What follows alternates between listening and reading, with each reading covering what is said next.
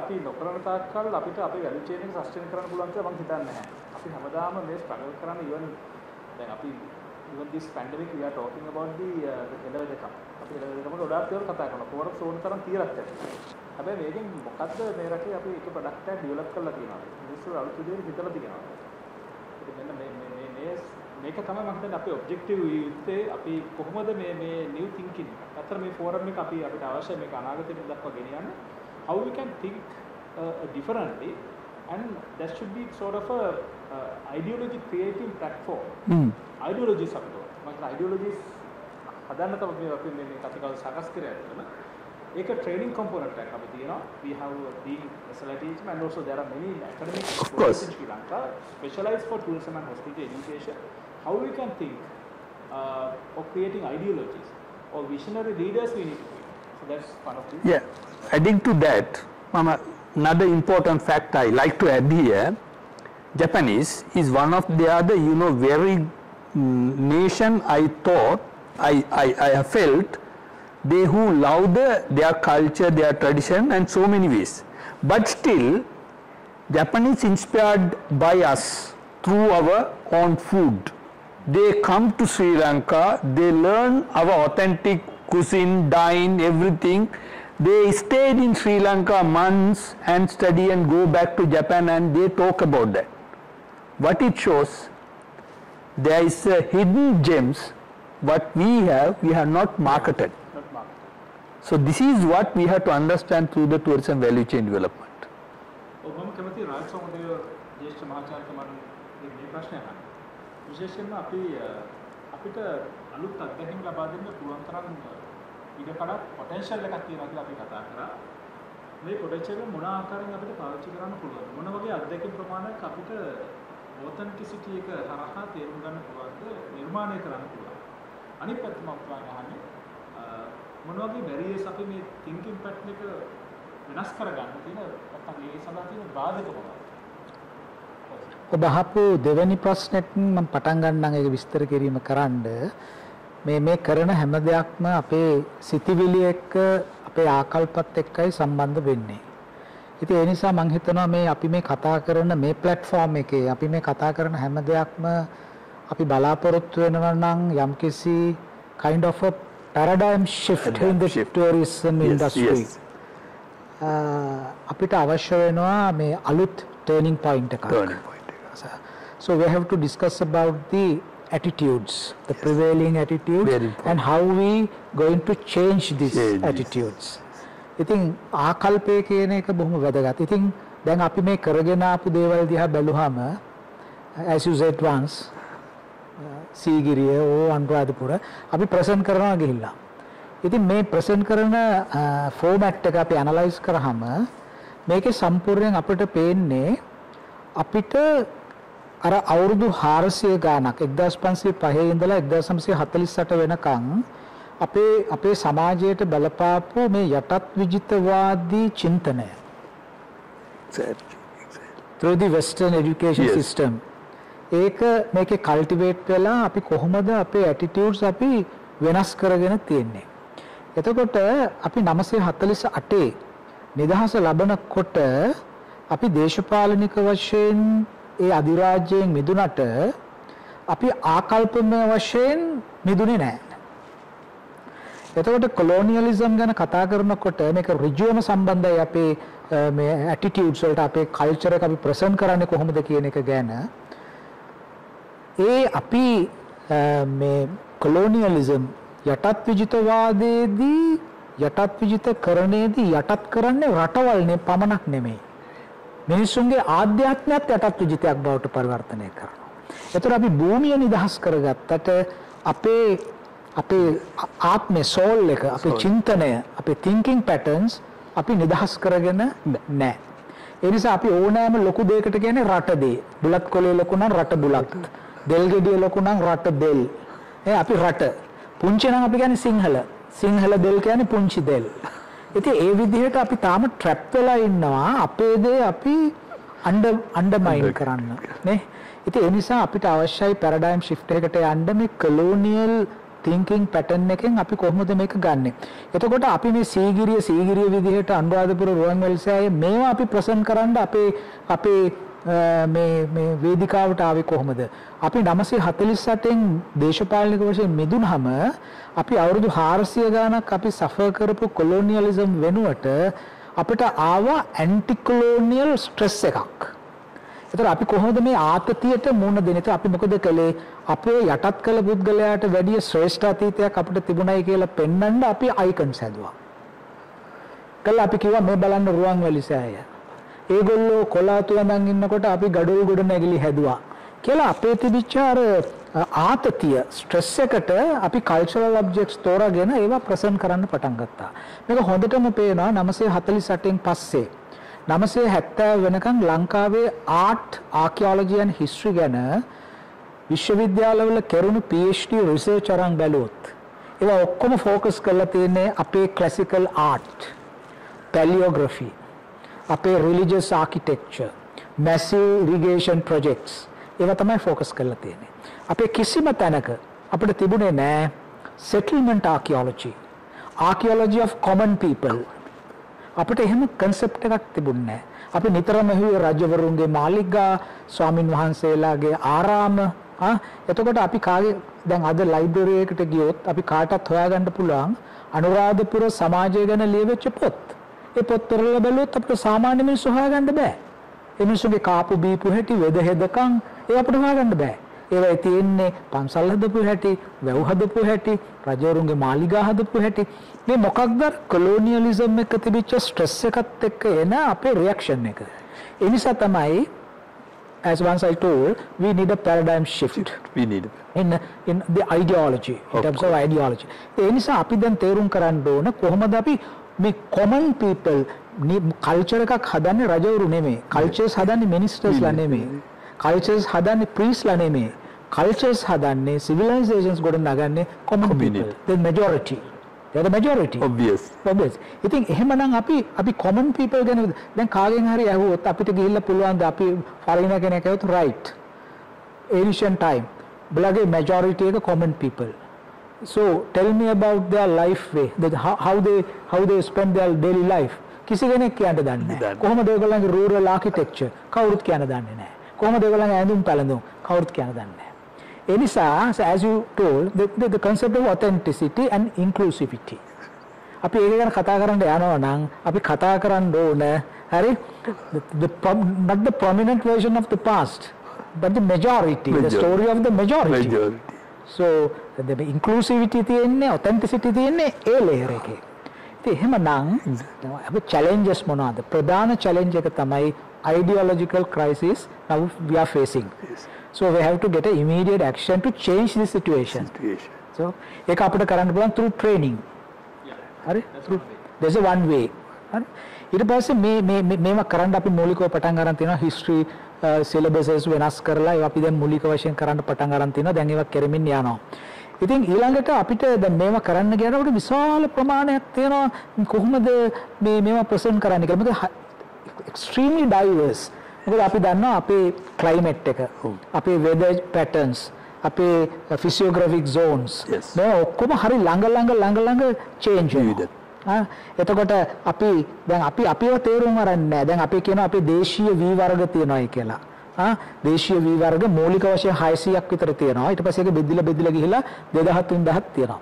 ඒතර අපිට තේරෙන්නේ නැහැ දැන් අපි මොකද කියන්නේ අපි යම්කිසි විදිහේ අපි කියමු යම්කිසි V වර්ගයක් ගෙනල්ලා මඩතවාලු කියමු.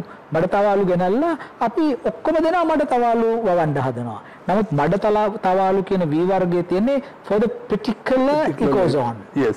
සමහරට ඒක වවන්න පුළුවන් කුරුණෑගල විතරයි. ඒතර ඒකේ yield එක වැඩි. නමුත් අපි මඩතවාලු ගෙනල්ලා කලවතකොට කුඹුරක වවන්න යනවා. Generalize it.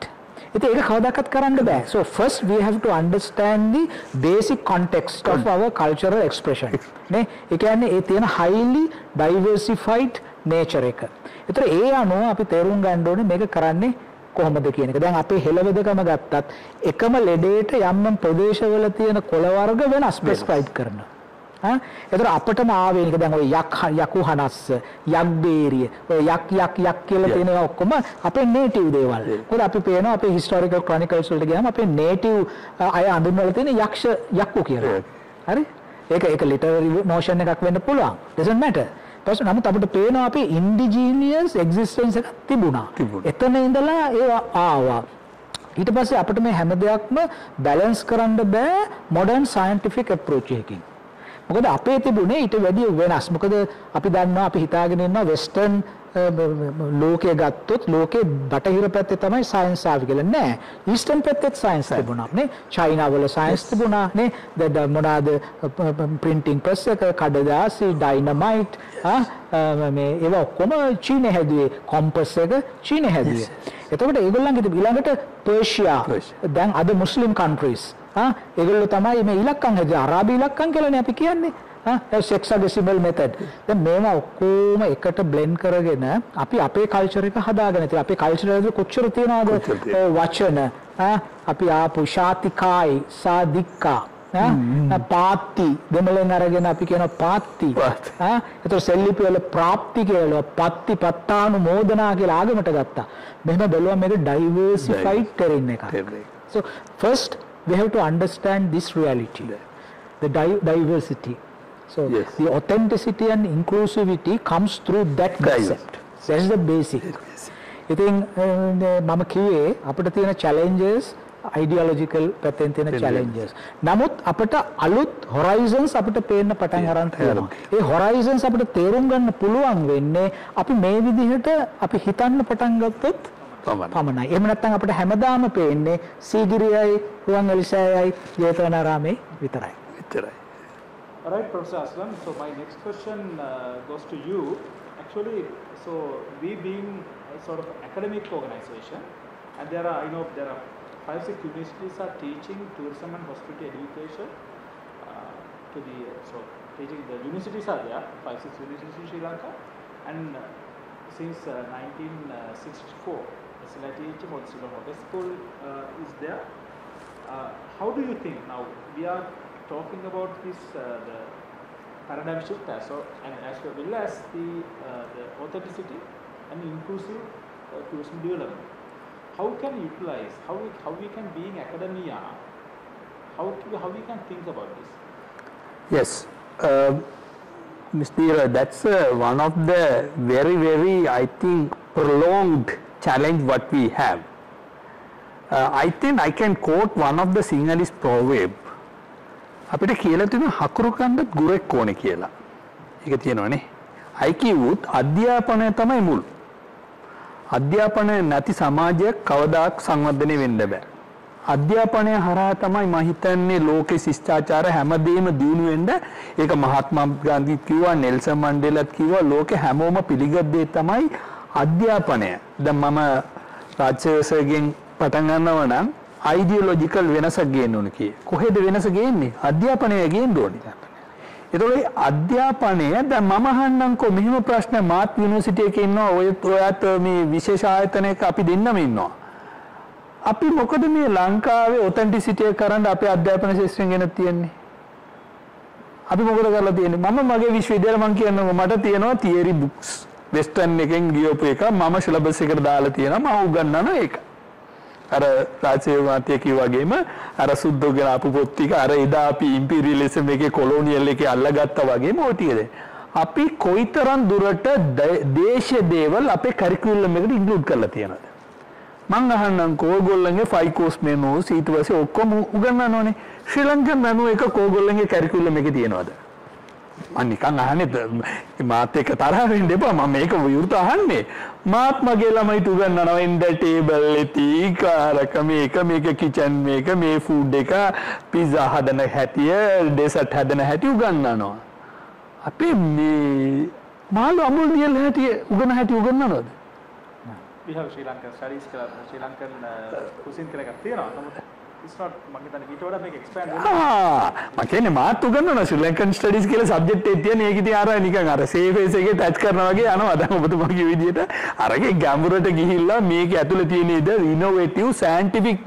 මේක ගේන්න එපාය දැන් බලන්න විශේෂයෙන්ම පහුගිය කාලේ මුළු ලෝකෙම අත්දැකීම ගත්තු මිනිසු අපිත් එක්ක ෂෙයා කරා අපේ හෙළවදකම වටිනාකම මේ මොහොතේ.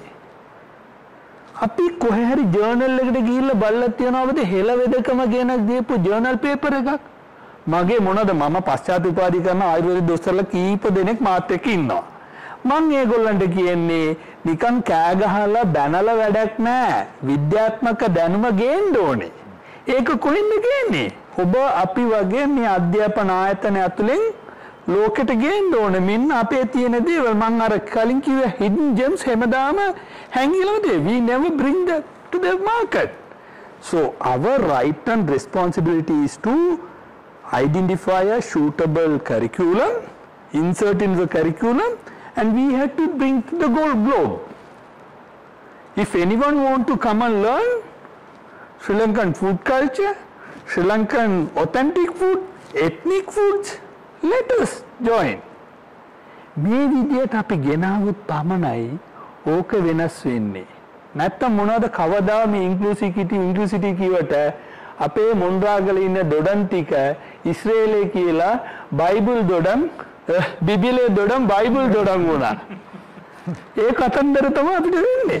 මම එහෙම නේද මම හිතන්නේ අර බිබිලේ දොඩම් බයිබල් දොඩම් බයිබල් එක කොහෙද දොඩම් එකක් ගෙඩියක් මං අහලා නැහැ. එතකොට මේ වගේ අපේ දේවල් අරගෙන ගිහිල්ලා ආපෝ අපිටම මාකට් කරයි. එතකන් අපි ඉවසලා ඉඳ වෙයිද? ඒ නිසා මම හිතන්නේ දැනුත් අපි පරක්කුයි. හැබැයි අපි තාම කාලේ තියෙනවා. අධ්‍යාපන ශාස්ත්‍රය ඇතුලේ අපේ දේශීය දේවල් ඇතුළත් කරන්න ඕනේ. අපේ දේවල් හොයාගෙනගෙන විද්‍යාත්මක පැත්තෙන් පරිශන පැත්තෙන් අපි ගේන්න ඕනේ මේ දේවල්. ගොඩාක් දේවල් තියෙනවා. මෙතුමා මම හිතන්නේ අපිට අනාගතයේදී මේක අහන්න පුළුවන්. මේ රටේ අග්ගක් මුල්ල හැම තැනම තියෙනවා ගොඩාක් සම්පත්. අපි තාම ළඟටවත් තරන්නේ නැහැ. ඉතින් මේ මොහොත වෙනකොටත් මං හිතන්නේ අපි හැමදාම අර කොළඹ තමයි සංවර්ධනය කියලා හරි අපි ඔක්කොම කොළඹටනේ ඉන්නේ. කොළඹට කිරි. අර තියෙනවනේ පරණ කතන්දරේ නේද?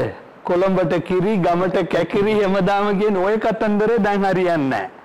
ගමේ තියෙන කිරි ටික අපි ගෝලීය වශයෙන් ගේන්න උත්සාහ කරන්න ඕනේ. එතකොට ගම දියුණු වෙයි, රට දියුණු වෙයි. ඒ නිසා අධ්‍යාපන ආයතන වලට ඊටාම බරපතල වගකීමක් තියෙනවා. අපි ආපෝ හැරලා බලන්න ඕනේ අපි උගන්වන කරිකියුලම් එක මොනවද? මේ කරිකියුලම් එකේ අපේ දේශීය සංවර්ධන කොච්චර දේවල් දායකත්වයක් තියෙනවද? නිකම් බොරුවට අපි මේ PhD holders, degree holders ලා විල වැඩක් නැහැ. අපේ පොළොවෙන් යම් කිසි දෙයක් මතු කරලා ලෝකෙට ගේන්න බැරි අධ්‍යාපනය අපේ රටට මොකෝ අවශ්‍යද? Yes. මම දැන් ඔබතුමා මහාචාර්යවරයෙක් මාත් මහාචාර්යවරයෙක්. මේ මහාචාර්යවරයා මේ මහ පොළොවට ප්‍රයෝජනයක් නැත්තම් මේ මහ ජනතාවෙන් ගන්න පඩිය වැඩක් මොනවද? Exactly. ඉතින් ඒ නිසා අපි තමයි වෙනස ගේන්න ඕනේ. මම නම් කවදාවත් වෙන පුද්ගලයෙක්ට අඟිල්ල දික් කරන්නේ මොනවද මටමයි අඟිල්ල දික් කරන්නේ. මම මහාචාර්ය পদවිය අරගෙන මේ මහ ජනතාව දුක් විඳින එක මම බලාගෙන මම පඩිය අරගෙන ජීවත් වෙනවා නම් ඒ වක්කීම මටයි. මහගෙදර ඉන්න දේශපාලකයට මට දොස් කියන්න බෑ. මහ ජනතා සේවක විදිහට කාර්යාල වැඩ කරන මිනිස්සුන්ට අපිට දොස් කියන්න බෑ. අපි හිතන්න ඕනේ අපේ මේ මහ පොළොවෙන් එන්න මොනද? අපි හැමදාම අර මෙතුමා මතු කරලා දුන්නා වගේ යපන සමාජයක් යපන මේ රටක් විදියට ඉන්නවද? අපි අපෙන් ස්වයං විවේචනය කරගෙන අපි ඉස්සරහට යනවද කියන එක තමයි අපිට තියෙන ලොකුම අභියෝගය. මේ අභියෝගය අපි තේරුම් අරගත්තා නම් මම හිතන්නේ හෙට දවසේ SLITHM වෙන්න පුළුවන්. අපේ විශ්වවිද්‍යාල වෙන්න පුළුවන්. තාක්ෂණ විද්‍යාල වෙන්න පුළුවන්. අපි වෙනුවෙන් අපි නිර්මාණය වෙන්න පුළුවන්. එන්න මෙතන තමයි තියෙන්නේ. මම හිතන්නේ ඕක තමයි අපේ දුරුදුවාවේ දුරස් කිරීම කරන්නත් කවදාවත් සල්ලි මල් බෙදුවත් මම කියන එකක් කොයිතරම් මොන ආණ්ඩුවෙන් අවිල්ලා අපේ දුප්පත් ගම නැතිකරන්න සල්ලි කඳු ගණන් ගෙනල්ලා බෙදුවත් කරන්න බෑ. අපි කවදද අපේ මේ මහ සමාජය මහ පොළොවේ ඉන්නේ මේ සමාජය නිර්මාණ කියන්නේ නවුත්පාදනයට එක්ක ඉන්න පුළුවන් සමාජයක් විදිහට අධ්‍යාපනයෙන් වෙනස් කරනවද එදාට අපි වෙනස් වෙයි අපේ දිනුදු වාවියත් නැති වෙයි. Professor, I have another one small concern. So, what are the nations? Other nations, have they thought about this? Have they identified their uniquenesses? And what are the best practices we can see? Oh, can you name? Yes. This is what very, very things. We say, think globally, act locally. අපිට ගෝලීය වශයෙන් වෙන රටවල there are so many countries. Take very simple example, Bhutan. One of the very, very iconic nation in the world, they are wrong. They never think tourists to come for us. You come for you to our country. But you have to bring this much of money if you want to visit our country.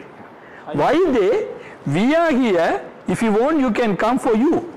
අපි එහෙම නෙවෙයි කියන්නේ. We say, please come. ඕගොල්ලෝ ආව නැත්නම් අපි මැරෙනවා. This is the wrong attitude what we have. And take Namibia. One of the country I really inspired. They had a very, very deprived nation under poverty line. Majority of the people, they come to the bold decision, having all the development challenges, to have the country's total land more than 65% should be the conservation land. And the private landowners come forward and say, my land is declared as a conservational land. How do you think in Sri Lanka? Have we created our mind setting? Then go to Vietnam. One of the countries suffered a lot. Today if you go to the rural Vietnam, they are flourishing. Why? They have identified their own resources. They have made their own economy, own culture. They perform well. Recent past I visited one of the village in Thailand. Very, very, traditional village. They had no any prominent economic source, but they had abundant tea plantations. They call that wild tea. Today one of the #1 world best-selling product and sold only at the biggest 5-star and the big hotels like Hyatt, Four Seasons and all. They survive, they develop their village only through that. Today how much of land, how much of plantation we just wasted for different reasons. So this is what we have to take, we have to get the good out of the best countries in the world and think locally, and act around the best thing. So I think I expect all my lecturers or anybody at least take a good example of one of these countries in a lecture hall and just discuss casually with your children. So then they will get some information and see how much of bamboo plantation, very, very crying story in Sri Lanka, bamboo is only used for the settling. Oh my God, go to East Asia, that is the most available sustainable timber. In Indonesia, you can see they have built entire university with bamboo, hotels with bamboo.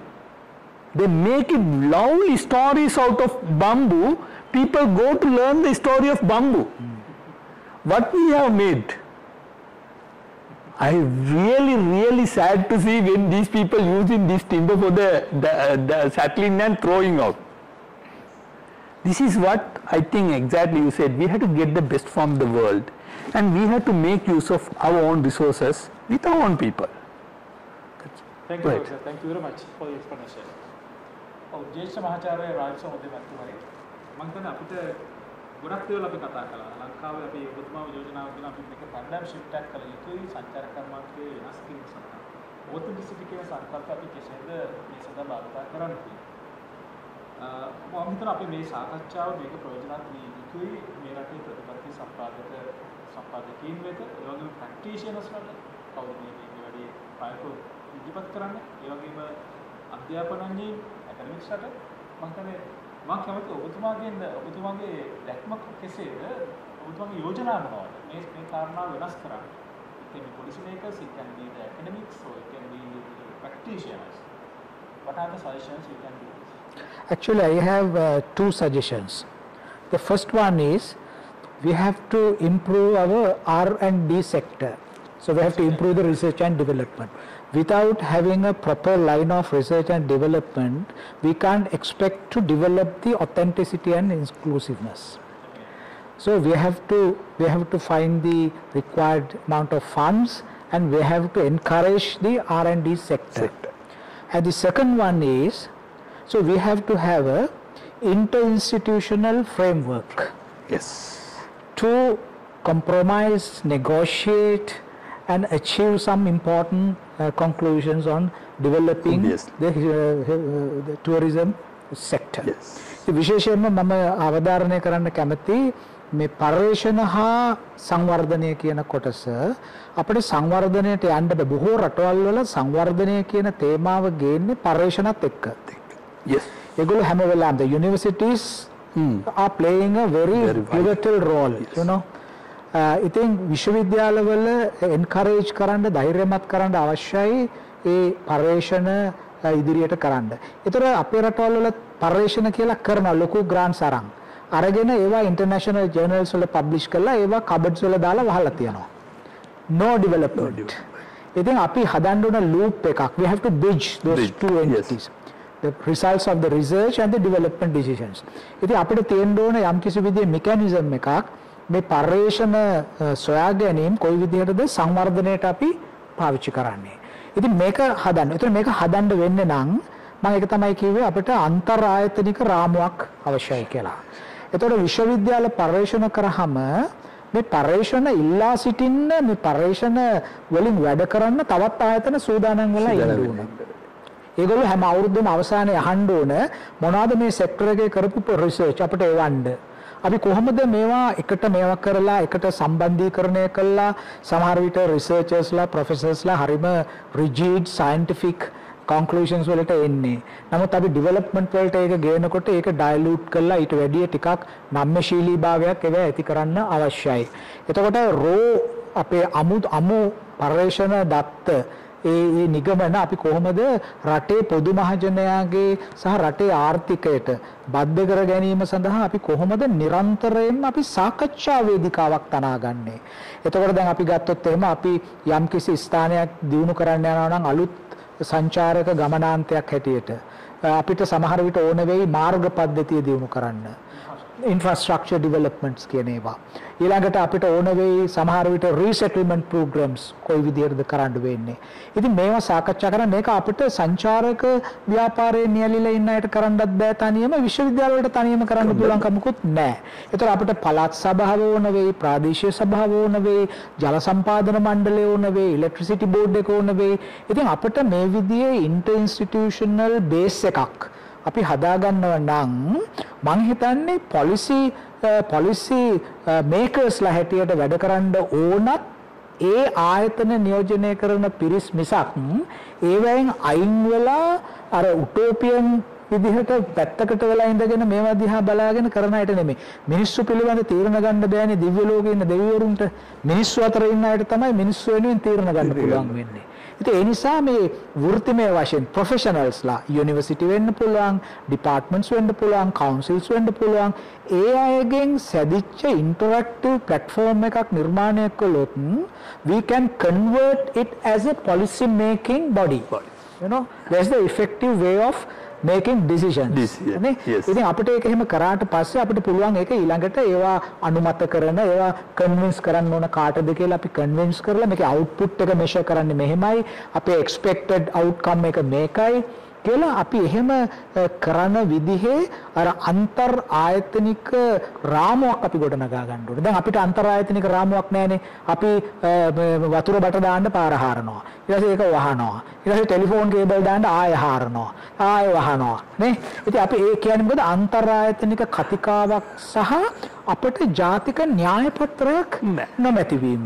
ඒත් අපි මේ tourism sector එක ගැන කතා කරනවා නම් අපිට අදහසක් තියෙන්න ඕන ප්‍රොෆෙෂනල් සර්විස්ට මොකක්ද මේ ඉයර් එක මේ ෆිස්කල් ඉයර් එක ඉවර වෙනකොට අපේ ඉන්කම් ජෙනරේටින් අපි කරන්න බලාපොරොත්තු වෙන මොකක්ද අපේ ටාගට්ස් අපි කොයිතරම් බිලියන් ප්‍රමාණයක් බලාපොරොත්තු වෙනවද? ඒක නිකන් බලාපොරොත්තු වෙන්න බෑ. අපි මේ පඬුරක් ගැට ගහලා අපිට බිලියන 500ක් එයි කියලා සංචාරක ව්‍යාපාරේ. So we have to clearly outline the real needs and our plans and our agenda and the timetable. අපි we have to think through strategies. එහෙම නැතුව අපිට මේක කරන්න බෑ. ඒක එක වෙන් කරලා. ඒ නිසා මම හිතන්නේ අපි සංචාරක ව්‍යාපාරය පිළිබඳ අපි තියෙන එකම බලාපොරොත්තුවක් ඉදිරියේදී අපිට සමහර විට කුඹුරක් අස්ස දෙනට වැඩි ලේසියෙන් සංචාරක ව්‍යාපාරය දියුණු කරලා අපේ foreign exchange ගන්න පුළුවන්. ඒ නිසා අපි මේක විශාල asset එකක්. ඊළඟට අපිට අපි හරිම rich අපේ culture එක. අපේ resources හරිම rich. අපේ intellectuals ඕන තරම් ඉන්නවා. ඉතින් අපිට කොහොමද අපි මේවා ඔක්කොම integrate කරලා මේ common agenda එකකට අපි ගිහිල්ලා මේ රට වෙනුවෙන් වැඩ කරන එක ගැන අපි එක ප්ලැට්ෆෝම් එකකට ඇවිල්ලා කතා කරා. එහෙම නැතුව අපි ටුවරිස්ට් බෝඩ් එක, අපි අහවල් බියුරෝ එක, අපි මෙහෙම කියලා අපේ අයිලන්ඩ්ස් අපි හදාගෙන ඒ අපේ ටෙරිටරි මාකර්ස් ඇතුලේ ඉන්න ගියොත් අපිට කවදාකවත් මේ රට ගේන්න බෑ. ඒ නිසා අපි ඔක්කොම සිටිසන්ස්ලා කියලා හිතලා we are doing our job. එහෙම කියලා හිතලා අපි මේක සර්ව් කරන කන්ට්‍රි එකට කියලා හිතලා ඩිසිෂන් ගන්න පුළුවන් නම් දීර මම හිතනවා අපිට මේක ඉදිරියට බලාපොරොත්තු වෙන්න පුළුවන් කියලා. මේ යෝජනාවලිය අපිට මම හිතන්නේ මේක අවසානයේදී පොඩි අදහසක් තියෙනවා මේක යම් ස්ට්‍රැටජික් ડોකියුමන්ට් එකක් බවට පත් කරගන්න පුළුවන්. අනාගතේ පොලිසි මේකර්ස්ලා ඒ වගේම ඇකඩමික්ස්ලා ඒ වගේම ප්‍රැක්ටිෂනර්ස්ලා මේක යෝජනා කියෙවි. මම හිතන්නේ මේ දිශාවට අපි ගමන් කළ යුතුයි අපේ සංචාරක කර්මාන්තේ. මම හිතන්නේ ඉතාමත් හොඳ සංවාදයක් අපිට ගෙනියන්න ගොඩනගන්න පුළුවන් කමක් තිබුණා. මේක මම මුලින් කිව්වා වගේ මේක ideology creating platform එකක් බවට පත් විය යුතුයි. ඒ වගේම අපිට පුළුවන්කමක් තියෙනවා නම් මේක අපි SLITHM හරහා මේ පටන් ගත්ත උත්සාහය අපිට ඒක මම හිතන්නේ ප්‍රොෆෙසර්ස්ලා සපෝට් එකත් එක්ක අපිට පුළුවන්කමක් තියෙනවා මේක academic අනිත් bodies වලට විශේෂයෙන් universities and all other technical colleges, so we can expand this idea for the dialogue, intellectual dialogue, to march forward the betterment of tourism and also the sustainable tourism. Sustainable tourism එක අපි ඕනතරම් කතා කරනවා.